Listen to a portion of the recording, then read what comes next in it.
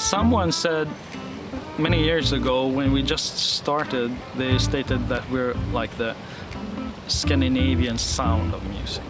And I felt that, yeah, it's true. Yeah, so my grandfather, Lars's father, and also my father's father, he was singing in a choir, and it was a family of artists and music lovers, and that led to my father becoming a musician and a music teacher. So music has been something very alive in my childhood and growing up.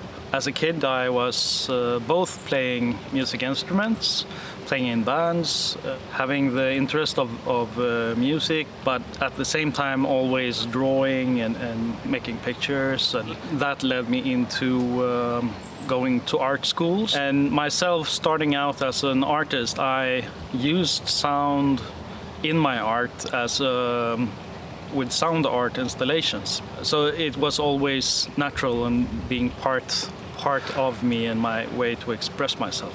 During that time, that led me on to working with the furniture industry and educate myself as a fine carpenter. And with that became more and more industrial design work. I have quite a different angle towards industrial design than most industrial designers, because I come from the artist perspective. When I want to create something and design something, I try to express the object to want something. I want it to have a force, a rhythm, a pace. So the different products that I've done for Engström, they have like lightness or force forward or holding together or stuff like that.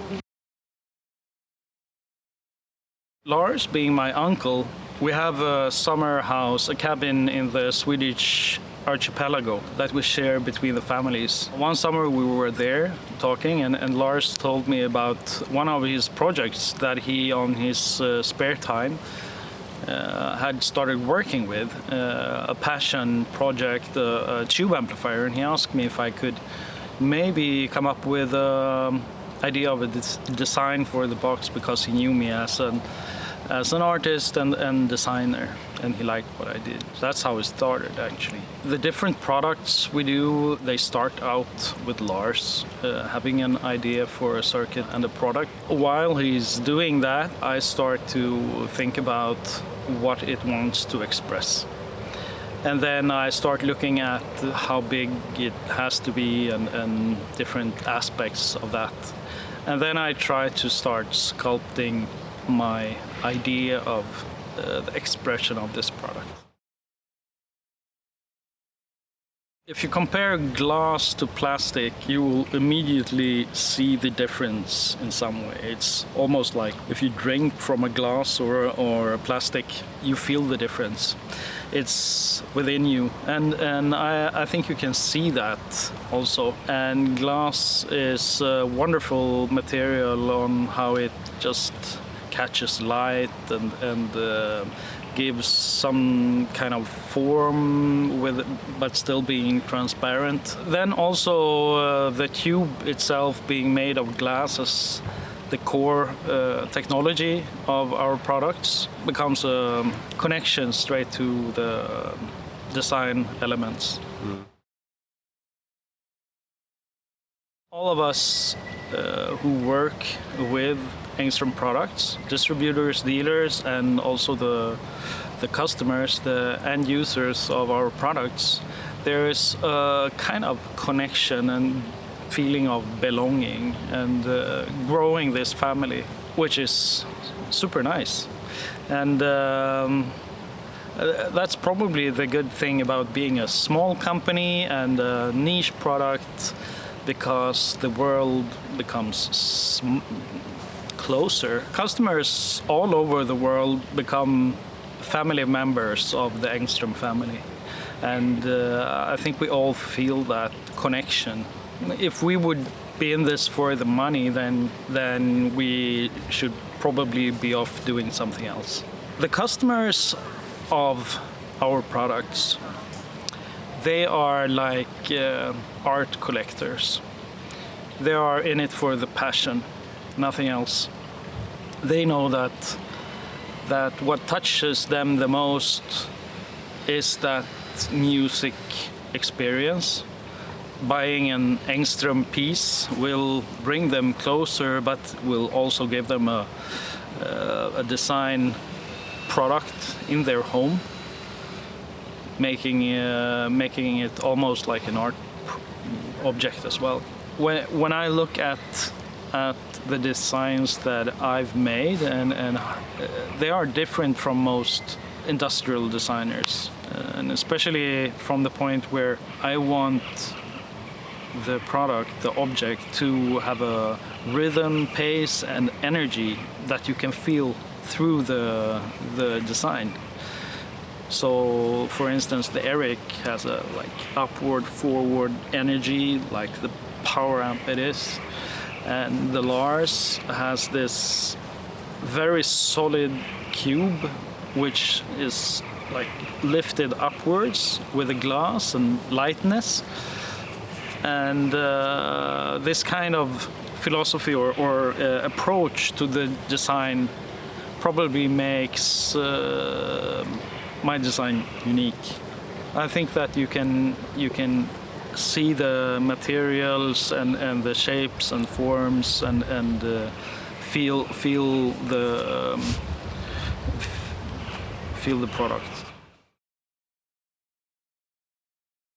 We try to have as many of our suppliers locally because we want to have a close relation with the companies that we work with. It's so many parts in this that's about being very good at what you do and having the proudness of your craftsmanship. So the paint shop, for the wet paint, being one of the world's top paint shops, doing like all the Koenigsegg cars, and another one also paint shop doing the Cerakote for us, are also the special paint shop for Aim Point. They're all very small companies, but very, very proud of what they are doing. So the glass is only made by a few companies in the world. They are bent in a certain way, and there's like 2-3 companies in northwest of Germany who have the skills, technology, and experience to do this. It's extremely hard to shape and form big pieces of glass like this and to make their angular perfect. So we're very lucky to work with them, and those relations you have to keep very close. So the M Phono was from the start a built-in phono stage in the Monica Mark I. We decided that we wanted to take it out because they were better separate. So we came out with a separate M Phono a couple of years ago. But in the meantime, we wanted to have balanced in and balanced out, since all our other products run fully balanced. And while we did that, we also started looking at other kinds of tubes, because we don't need to have pencil tubes anymore, since it's not supposed to be inside the Monica. So because of this, we could evolve into other tubes as well. And it's just become much more mature and fully bodied, and yeah, we're super proud of the M Phono Mark II. It's just like when you're listening to someone talking. Some people are boring, and you all of a sudden you realize that you don't know what they're talking about. And some people just grabs you and hold on to you and keep you in that grip. And I think that's what the M-Phono really is capable of doing, to just keep the grip of you through the whole record. Well, one of the core parts in the technology of the Engström products are the power supply. This is probably one of the parts that are most overseen by many manufacturers, and also something that customers maybe aren't always willing to pay for. But the power supply is crucial, and it takes a lot of space. The AirX run at over 1,000 volts, which is quite a lot. The special transformers that we are using are made by Lundahl, and it's very convenient since they're very close to our R&D office in Stockholm. They're in Norrtälje, close by. So they make a C-core transformer, and what's special also about these, except that they are superior and fantastic in their balance of the two sides, how they're made, and they're electrical, but also the electromagnetic fields are much more tight and hold together than what you get from traditional transformers. So the issues that you might have with the magnetic field disturbing other components in the product is less with the Lundahl transformers. It would probably be those discs that's been with me through all my life. Sign of Times by Prince, Radka Tonev. Then there's the Contemporary Lute, which is two lute players playing John Cage and Philip Glass and other pieces. Really beautiful. Radiohead, OK Computer. Finally, S. Björn Svensson Trio live in Hamburg. That's a fantastic recording.